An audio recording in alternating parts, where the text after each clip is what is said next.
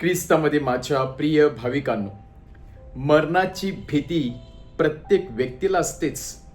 कारण हे सुंदर जीवन सर्वांनाच अतिप्रिय असते आणि त्यामुळे मरण्यासाठी किंवा हे जग सोडण्यासाठी कुणालाही वाटत नाही. परंतु या मृत्यूची किंवा मरणाची भीती एका माणसाने, एका व्यक्तीने पूर्णपणे नष्ट केलेली आहे. ती व्यक्ती म्हणजे स्वतः प्रभू येशू ख्रिस्त, जो स्वतः स्वर्गामध्ये जाऊन आलेला आहे, ज्याने स्वर्ग पाहिलेला आहे आणि आपल्या सर्वांसाठी एक नवीन असं जग तेथे कुठेतरी उपस्थित आहे, असा संदेश प्रभू येशू ख्रिस्ताने आपल्या सर्वांना दिलेला आहे.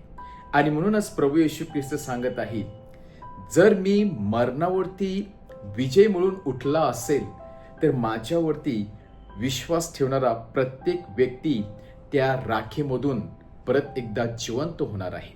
कारण परमेश्वर जो आहे, हा परमेश्वर मृत्यूचा देव नाही किंवा परमेश्वर हा मेलेल्यांचा देव नाही, तर आपला परमेश्वर हा जिवंत देव आहे. कारण जेव्हा मोशेद्वारे त्या पेटत्या झुडपाद्वारे जेव्हा परमेश्वराने मोशेला संदेश दिला, तेव्हा परमेश्वराने सांगितलं की मी अब्राहमाचा देव आहे, मी याकोबाचा देव आहे, मी इसेकाचा देव आहे. याचा अर्थच जरी ते मरण पावले तरी ते जिवंत आहेत परमेश्वरामध्ये. कारण परमेश्वर हा कधीच मेलेल्यांचा देव नसतो, तर मृत्यूचा देव असतो. आणि प्रभू येशू ख्रिस्तावरती विश्वास ठेवणारी प्रत्येक व्यक्ती परमेश्वर परत एकदा त्या राखीतून उठवण्यासाठी सक्षम आहे. आणि हा संदेश आजच्या शुभवर्तमानामध्ये प्रभू येशू ख्रिस्त परुषी लोकांना देत आहे.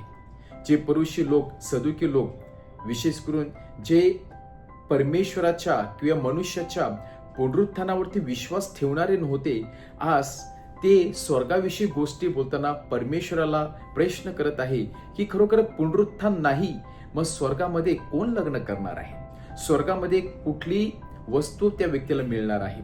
तेव्हा प्रभू येशू ख्रिस्त त्यांना सरळ सांगत आहे की स्वर्गामध्ये मनुष्य पुनरुत्थित झाल्यानंतर त्याला मनुष्याचं रूप नसते, तर ते एका देवदूताप्रमाणे असतात.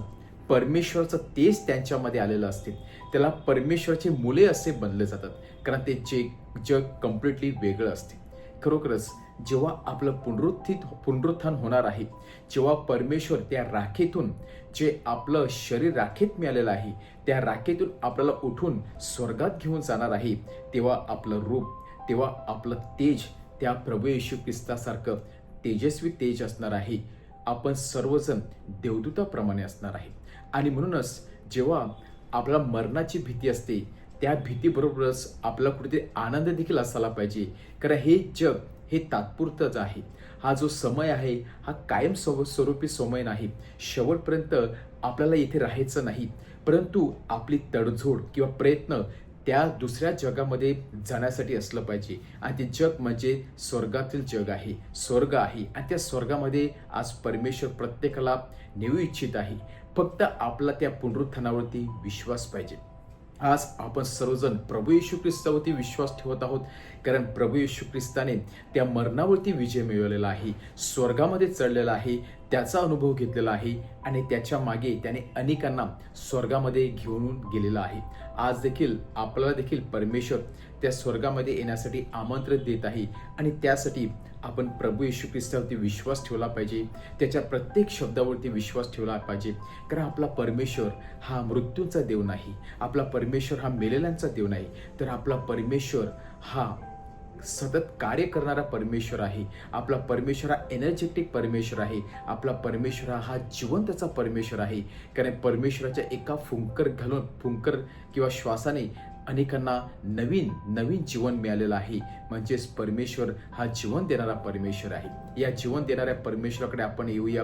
आपण देखील निर्जीव झालेलो आहोत पापामुळे, आपण देखील परमेश्वराकडे येऊया आणि परमेश्वर नक्कीच आपले निर्जीव झालेले शरीर परत एकदा जिवंत करणार आहे, आपला आत्मा जिवंत करणार आहे आणि परत एकदा आपल्याला सक्षम बनवणार आहे.